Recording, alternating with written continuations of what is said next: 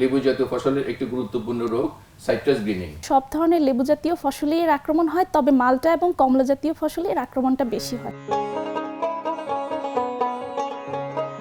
সুপ্রিয় দর্শক মণ্ডলী, কৃষি তথ্য সার্ভিসের নিয়মিত আয়োজন কৃষি কাহন থেকে আপনাদের সবাইকে স্বাগত জানাচ্ছি। আজকে আমরা আলোচনা করব লেবু জাতীয় ফসলের একটি গুরুত্বপূর্ণ রোগ সাইট্রাস গ্রিনিং। এই বিষয়ে কথা বলার জন্য আজকে আমাদের স্টুডিওতে উপস্থিত আছেন কৃষিবিদ উম্মে সালমা। আপনাকে আমাদের স্টুডিওতে স্বাগতম। ধন্যবাদ স্যার। প্রথমে আমি আপনার কাছে জানতে চাচ্ছি, এই যে সাইট্রাস গ্রিনিং, এই রোগটি আসলে কি বা কেন হয়? বর্তমানে লেবু জাতীয় ফসলের সবচেয়ে ভয়ঙ্কর এবং মারাত্মক রোগটি হচ্ছে সাইট্রাস গ্রিনিং বা হুয়াংলংবিং। এর মূল কারণই হচ্ছে এক ধরনের সূক্ষ্ম ব্যাকটেরিয়া যেটা ক্যান্ডিডাটাস ল্যাবারিব্যাক্টার নামে পরিচিত, এবং এটি মূলত গাছের খাদ্য সরবরাহকারী টিস্যু বা ফ্লোয়েমে অবস্থান করে এবং সেখানে বংশবিস্তার করে। দেখা গিয়েছে যে প্রায় সব ধরনের লেবু জাতীয় ফসলেই এর আক্রমণ হয়, তবে মালটা এবং কমলা জাতীয় ফসলে এর আক্রমণটা বেশি হয়। লেবু বাগান মালিক সে কিভাবে বুঝবে, অর্থাৎ এর লক্ষণটা কি এবং এই রোগটা কিভাবে ছড়ায়? প্রাথমিক লক্ষণ হিসেবে দেখা যায় যে গাছের কোনো একটা অংশে হঠাৎ করে একটা অস্বাভাবিক পরিবর্তন আসে, বিশেষ করে এক বা একাধিক ডালে অথবা নতুন কোনো ডগায় সেটা উজ্জ্বল হলুদ বর্ণ ধারণ করে এবং গাছের যে পাতা শিরাগুলো খসখসে মোটা এবং কুকড়িয়ে যায়। যদি গাছে ফল থাকে, ফলগুলো বিকৃত আকার ধারণ করে এবং স্বাভাবিকের চেয়ে ছোট আকৃতির হয়। আর যখন আক্রমণের তীব্রতা যখন বেশি হয়, তখন গাছের উপরের থেকে নিচের দিকে ডালগুলো শুকিয়ে আসতে শুরু করে এবং একসময় পুরা ডাল শুকিয়ে গাছটি মারা যায়। এই রোগটি কিভাবে ছড়ায়? এটা মূলত দুইভাবে ছড়ায়, একটা হচ্ছে বাহক পোকার মাধ্যমে আর একটা হচ্ছে সংক্রমিত চারার মাধ্যমে। বাহক পোকা হচ্ছে এশিয়ান সাইট্রাস সিলিড পোকা।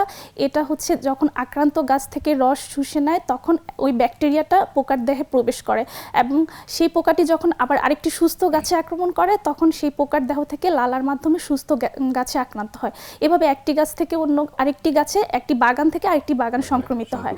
আর যদি আক্রান্ত গাছ থেকে আমরা ডাল নিয়ে চারা কলম তৈরি করি, সেক্ষেত্রে এক গাছ থেকে আরেক গাছে এটি সংক্রমিত হতে পারে। চারা বা কলম যেটা কৃষকরা বা আমাদের বাগান মালিকরা ব্যবহার করে, সেটাকে অবশ্যই সুস্থ গাছ থেকে, মাতৃগাছটা সুস্থ হতে হবে। এই রোগের সমন্বিত দমন ব্যবস্থাটা কেমন হবে? এই রোগটি যদিও পুরোপুরি নিরাময় করা সম্ভব নয়, তবুও কিছু কৌশল অবলম্বন করলে আমরা এটা নিয়ন্ত্রণে রাখতে পারি। যেমন প্রথমে আমরা যে চারাটা নিব অবশ্যই সুস্থ এবং নিরোগ হবে। দ্বিতীয়ত আমরা যদি গ্রাফটিং করি, তাহলে অবশ্যই মাতৃগাছটি সুস্থ এবং নিরোগ হতে হবে। আর যদি আক্রান্ত হয়ে যায়, তাহলে আক্রান্ত অংশগুলোকে যত দ্রুত সম্ভব আমরা অপসারণ করে ফেলবো। বাগানে বাহক পোকার উপস্থিতি আছে কিনা সেজন্য আমরা স্টেম ট্যাপ স্যাম্পলিং অথবা হলুদ আঠালো ফাঁদ ব্যবহার করব, এবং সাথে সাথে বিকল্প পোষক গাছ যেগুলো আছে সেগুলোকে যত দ্রুত সম্ভব আমরা অপসারণ করে দিব। সেই সাথে সুষম সার ব্যবস্থাপনা করতে হবে। যেসব মুখ্য পুষ্টি রয়েছে, নাইট্রোজেন, ফসফরাস, পটাশ, এগুলি আমরা বছরে 4টার সময় অনুমোদিত মাত্রায় দিতে হবে এবং অনুখাদ্যের যোগানো অবশ্য দিতে হবে। সেজন্য আমরা ফ্লোরা স্প্রে করতে হবে পাতার উপরে নিচে অনুমোদিত মাত্রায়।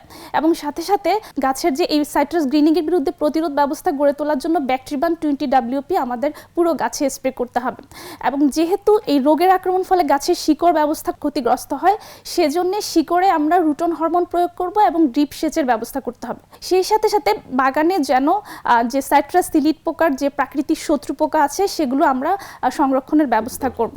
এর বংশবিস্তার যেন রোধ করা যায়, সেজন্য জৈব বালাইনাশক ব্যবহার করব। এবং সর্বশেষ ধাপ হিসেবে রাসায়নিক বালাই ব্যবস্থাপনার দিকে যাব। সেক্ষেত্রে ইমিডাক্লোপিড গ্রুপের ওষুধ প্রতি লিটার পানিতে 1 মিলিলিটার করে, অথবা স্পিনোসেট গ্রুপের ওষুধ আমরা প্রতি লিটারে 0.5 মিলিলিটার করে 1 সপ্তাহ পর পর স্প্রে করে আমরা রোগের তীব্রতা অনেকাংশে কমিয়ে আনতে পারি বাহক পোকাকে নিয়ন্ত্রণের মাধ্যমে। জি জি। অসংখ্য ধন্যবাদ আপনাকে আমাদের স্টুডিওতে এসে সময় দেওয়ার জন্য। আপনাকে অসংখ্য ধন্যবাদ স্যার। সুপ্রিয় দর্শক মণ্ডলী, এতক্ষণ আমরা শুনছিলাম লেবু জাতীয় ফসলের গ্রিনিং এর উপরে। আমরা জানলাম এটি অত্যন্ত ভয়ঙ্কর একটি রোগ। সময় মতো যদি এটি নিয়ন্ত্রণ না করা হয়, তাহলে বাগান মালিকরা অত্যন্ত বেশি ক্ষতিগ্রস্ত হবে। এই সাইট্রাস বা লেবু জাতীয় ফসলের গ্রিনিং রোগ সম্পর্কে আপনি যদি আরও বিস্তারিত তথ্য জানতে চান, তাহলে আপনি আপনার নিকটস্থ উপজেলা কৃষি অফিসের সাথে যোগাযোগ করতে পারেন। এছাড়াও কৃষি তথ্য সার্ভিসের কল সেন্টার 16123 এই নম্বরে কল করেও আপনি পরামর্শ পেতে পারেন। আমাদের কল সেন্টারে কল করার সময় রবি থেকে বৃহস্পতিবার সকাল 8টা থেকে সন্ধ্যা 7টা পর্যন্ত। পরবর্তী অনুষ্ঠান দেখার আমন্ত্রণ জানিয়ে আজকের মতো এখানে শেষ করছি। ধন্যবাদ।